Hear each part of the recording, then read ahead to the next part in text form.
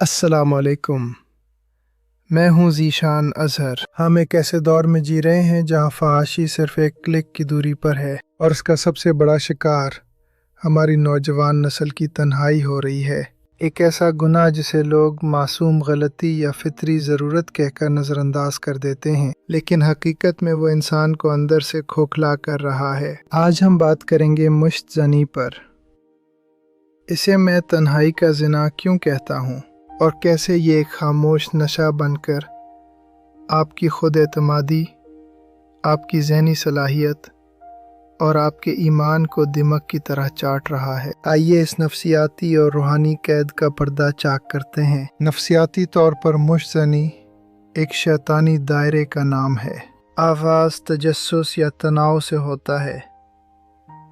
इंसान वक्ती लज्जत के लिए इस फेल का सहारा लेता है, लेकिन जैसे ही वो फारिग होता है, लज्जत की जगह शदीद शर्मिंदगी और एहसास जुर्म ले लेती है। उसे नफ्सियात में पोस्ट कॉइटल ट्रिस्टेस से तशबीह दी जा सकती है, जहाँ इंसान खुद को हकीर समझने लगता है। वो अल्लाह से तौबा करता है, वादा करता है कि अब कभी नहीं करूँगा, लेकिन जैसे ही दोबारा कोई जहनी दबाव या तन्हाई आती है, उसका दिमाग इसी आर्जी सुकून की डिमांड करता है और वो वही गुनाह कर बैठता है। ये साइकिल इंसान की विल पावर को ख़त्म कर देता है, जिससे वो ज़िंदगी के दूसरे मैदानों में भी नाउम्मीद होने लगता है। इस्लाम में शर्मगाहों की हिफाजत को कामयाब मोमिन की निशानी करार दिया गया है। मुश्त ज़नी दरअसल ख्याली ज़ना है।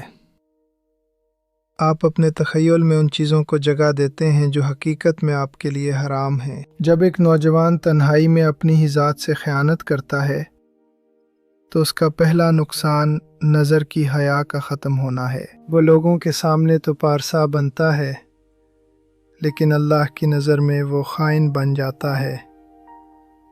ये दोगलापन इंसान के दिल को मुर्दा कर देता है। उसे नमाज में लज्जत नहीं मिलती, उसे कुरान पढ़ने में सुकून नहीं मिलता, क्योंकि उसके दिल का मरकज़ अल्लाह की मोहब्बत के बजाय नफसानी ख्वाहिश बन चुकी होती है। एक मुहक्किक के तौर पर मैंने देखा है कि इस आदत के शिकार नौजवान अक्सर सुस्ती, काहली और यादाश्त की कमी का शिकार होते हैं। इसकी वजह डोपामीन एग्जॉस्शन है। आपका दिमाग एक मस्नूई लज्जत का आदी हो जाता है, जिसकी वजह से आपको हकीकी ज़िंदगी की कामयाबियों में कोई खुशी महसूस नहीं होती। आपकी तवज्जो बिखर जाती है, आप हर वक्त ख्याली दुनिया में रहते हैं। ये आदत शादीशुदा ज़िंदगी के लिए भी एक बड़ा ख़तरा है, क्योंकि इंसान हकीकत के बजाय तख़य्युल से सुकून हासिल करने का आदी हो चुका होता है। याद रखिए, आपकी जवानी अल्लाह की अमानत है। इसे इस तरह ज़ाया करना अपनी ज़ात पर सबसे बड़ा जुल्म है। इस कैद से निकलना मुश्किल ज़रूर है, मगर नामुमकिन नहीं। पहला कदम अपनी कमज़ोरी को मानना और अल्लाह से सच्ची तौबा करना है। अपने आप को मसरूफ़ रखें, तन्हाई से बचें और नज़र की हिफाजत को अपनी ज़िंदगी का मिशन बना लें। अगर आप इस दलदल में फंसे हुए हैं तो मायूस ना हों। अल्लाह तौबा करने वालों को पसंद फरमाता है। हमारी अगली वीडियो में हम बात करेंगे कि कैसे इस आदत को मुस्तकिल तौर पर छोड़ा जा सकता है। आपको क्या लगता है, नौजवान नस्ल में इस बुराई के बढ़ने की सबसे बड़ी वजह क्या है?